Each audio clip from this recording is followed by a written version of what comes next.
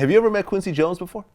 Never met Quincy, but I've been hearing these fucking things he's been talking about. And then when he said that he dated Donald Trump's daughter, did he say he dated Donald Trump's daughter? He thought she had nice legs. Quincy probably was an old player.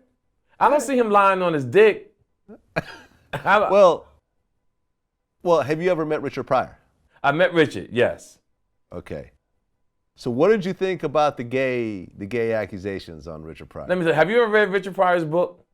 I have not. In Richard Pryor's book, I believe that happened, but because in his book it said this one thing. In his book, Richard Pryor was high and was having sex with a transvestite. It's in his book. When he got sober, he realized that the motherfucker still was a transvestite. He went back more days to spend the night with this person.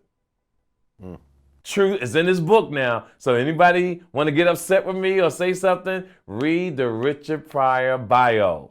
It's in his book that he slept with a transgender. Well, today is transgender. Back when we was coming up, there was transvestites.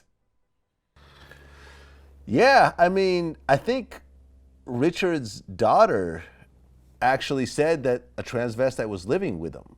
Yeah, it's true. It's in his book. I read the book.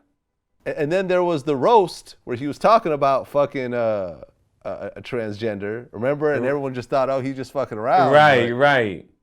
Hey, man, let me tell you, we live in a world now, you really can't give your opinions about people's lifestyle, but if that's what he was into, hey, Richard, God bless you. That's all I can tell you. That's not what I would do, but I wasn't on, I've never been on drugs, though.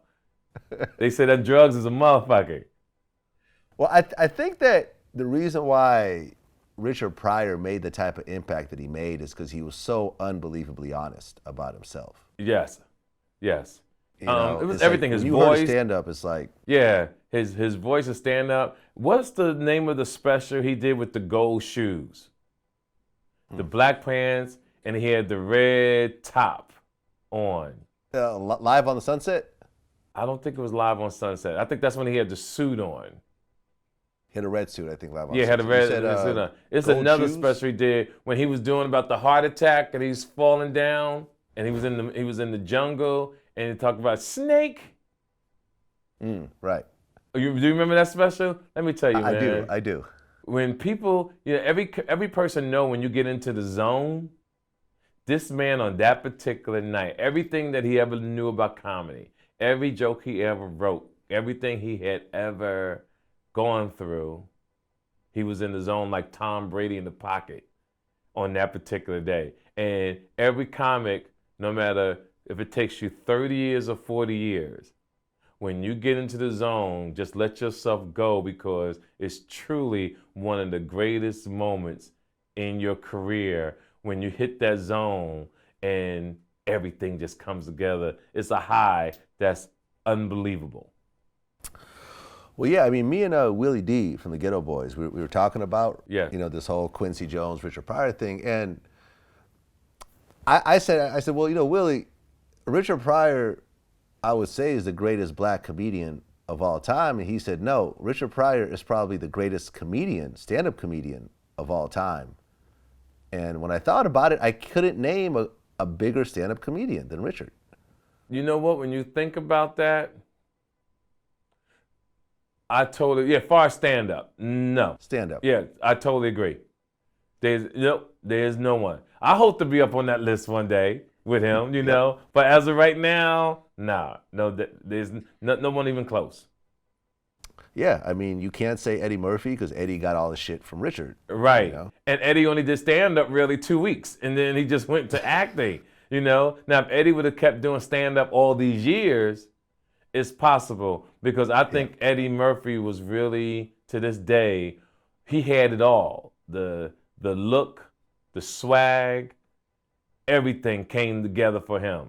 Like I was there with them when they was rolling through. I never saw an effect that he had on people the way he did. Eddie was just the man.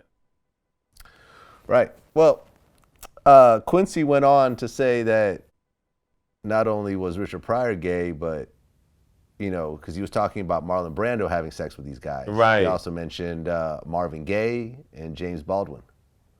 Let me tell you something. That means Quincy's gay. Quincy might be on, and let me tell you why I think this. You know, when I hear these stories in life, when people say so and so is gay, this is what I tell them. If you know someone's gay, that means you was in the room. You saw the shit go down.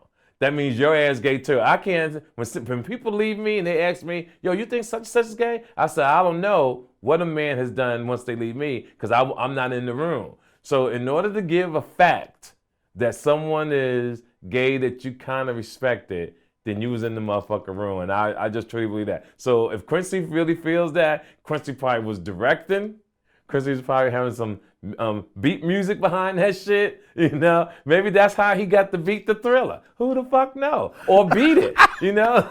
You know, that's why he probably came up with all that. Beat it, and you know, being a porn star, you know, porn director, you know, fuck her some more, beat it, boom, and gave it to Michael, and they had a hit.